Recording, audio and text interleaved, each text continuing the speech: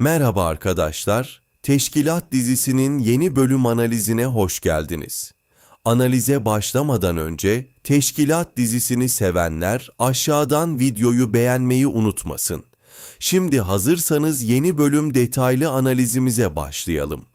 Teşkilat dizisi yeni bölümde teşkilat dünyasında taşların yerinden oynadığı o karanlık finalin ardından yeni bölümde bizi bekleyen atmosfer tam anlamıyla bir varoluş mücadelesine dönüşecek gibi görünüyor. Ömer Atmaca'nın sınır ötesinde canını dişine takarak gerçekleştirdiği o büyük şaşırtma operasyonu aslında daha büyük bir fırtınanın sadece öncü sarsıntısıydı. Gelecek bölümde özellikle karargahın içindeki o sarsıcı köstebek gerçeğinin yankılarını iliklerimize kadar hissedeceğiz. En yakınındakine güvenini kaybeden bir ajanın sahadaki dikkati her zaman dağılmaya müsaittir ve bu durum Neslihan için yönetilmesi imkansız bir krize kapı aralayacak. Neslihan bir yanda devletin bekasını korumaya çalışırken, diğer yanda sevdiği adamın hayatını riske atan o cerrahi müdahale kararının vicdan azabıyla kavrulacak. Operasyonun merkezindeki o gölge hattı artık sadece bir coğrafi terim değil, aynı zamanda karakterlerin kendi içlerindeki karanlıkla yüzleştiği bir sınır haline gelecek. Korkut'un ağır yaralanması, ekibin geri kalanında müthiş bir öfke patlamasına yol açacak ve bu öfke onları profesyonellikten uzaklaştırıp kişisel bir intikam yolculuğuna sürükleme potansiyeli taşıyor. Ancak asıl büyük tehlike o son sahnede beliren gizemli silüetle birlikte ete kemiğe bürünüyor. Eğer bu isim geçmişten gelen bir dostsa dengeler yeniden kurulabilir, fakat bu silüet eski bir düşmanın geri dönüşü ise teşkilat için asıl kabus şimdi başlıyor demektir. Yeni bölümde düşman figürünün aslında çok daha devasa bir küresel yapının sadece görünen yüzü olduğunun anlaşılması, hikayenin çapını yerelden küresele taşıyacak. Bu durum ekibimizin sadece terör odaklarıyla değil, aynı zamanda diplomatik krizlerle ve uluslararası istihbarat savaşlarıyla da boğuşacağını gösteriyor. Ömer'in o geri dönülmez yola girişi, onun karakterinde bir kırılma yaratabilir ve biz artık çok daha sert taviz vermeyen ve kural tanımayan bir Ömer Atmaca izleyebiliriz. Neslihan ve Ömer arasındaki o ince çizgi görev bilincinin ağırlığı altında ezilmeye mahkum görünürken, her iki karakterin de fedakarlık kavramını yeniden tanımlayacağı bir süreç bizi bekliyor. Aksiyonun temposu hiç düşmeyecek ve her köşe başında yeni bir pusunun beklediği bu tekinsiz atmosferde kimin dost, kimin düşman olduğunu anlamak için kanıtlar yetmeyecek. Çünkü bazen en büyük ihanetler en sadık görünen kalplerden doğar. Bu kaosun içinden sağ çıkmanın tek yolu ise duyguları bir kenara bırakıp sadece amaca odaklanmak olacak. Fakat insan kalbiyle hareket eden bu ekip için bunu başarmak hiç de kolay olmayacak.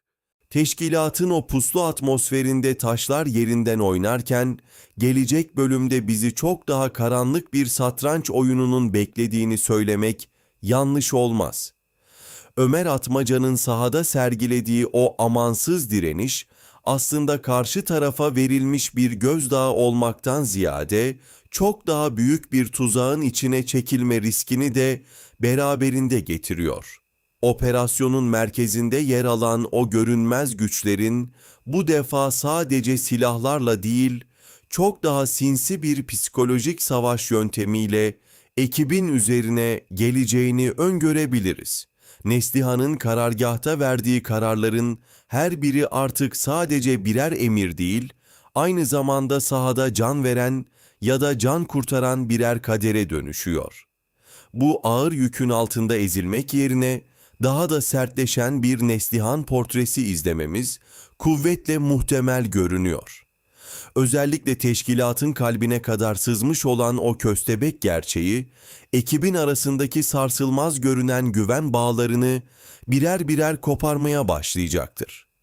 Bir ajanın en büyük silahı yanındaki arkadaşına duyduğu güvendir ve bu silah ellerinden alındığında her adım bir şüpheye, her fısıltı bir tehdide dönüşür. Gelecek bölümde Ömer'in kendi içine döndüğü ve belki de ekibinden bağımsız olarak tek başına hareket etmeye başladığı o yalnız kurt dönemine tanıklık edebiliriz.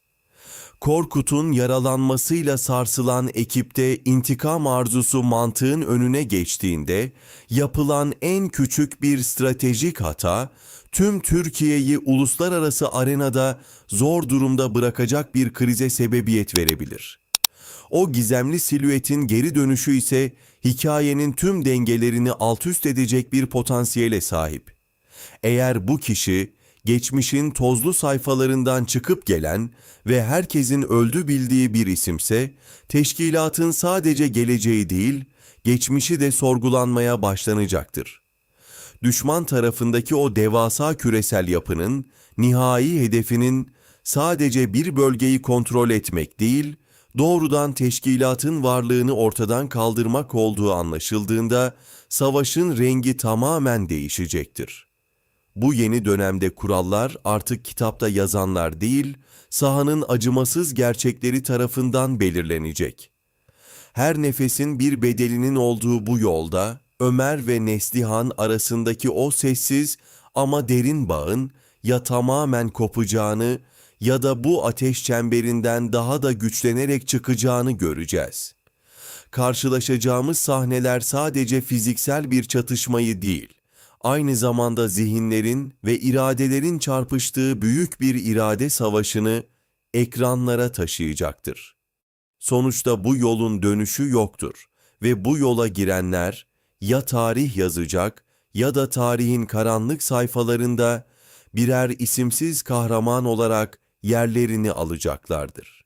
Stratejik hamle, Neslihan başkanlığındaki karargah, uluslararası dengeleri bozmadan sahayı temizlemek için cerrahi bir müdahale planlar. İhanetin izleri, teşkilat içindeki köstebek şüphesi bu bölümde somut bir kanıta dönüşür. Ekip, en yakınındakilerden birinin aslında karşı tarafa çalıştığını öğrenmenin şokunu yaşar.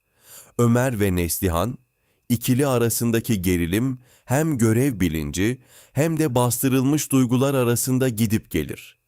Neslihan'ın aldığı zorlu bir karar, Ömer'i geri dönülmez bir yola sokar. Korkut'un fedakarlığı, sahada ağır yaralanan Korkut, ekibin geri kalanının kurtulması için kendini feda etme noktasına gelir. Ancak son anda gelen beklenmedik yardım dengeleri değiştirir.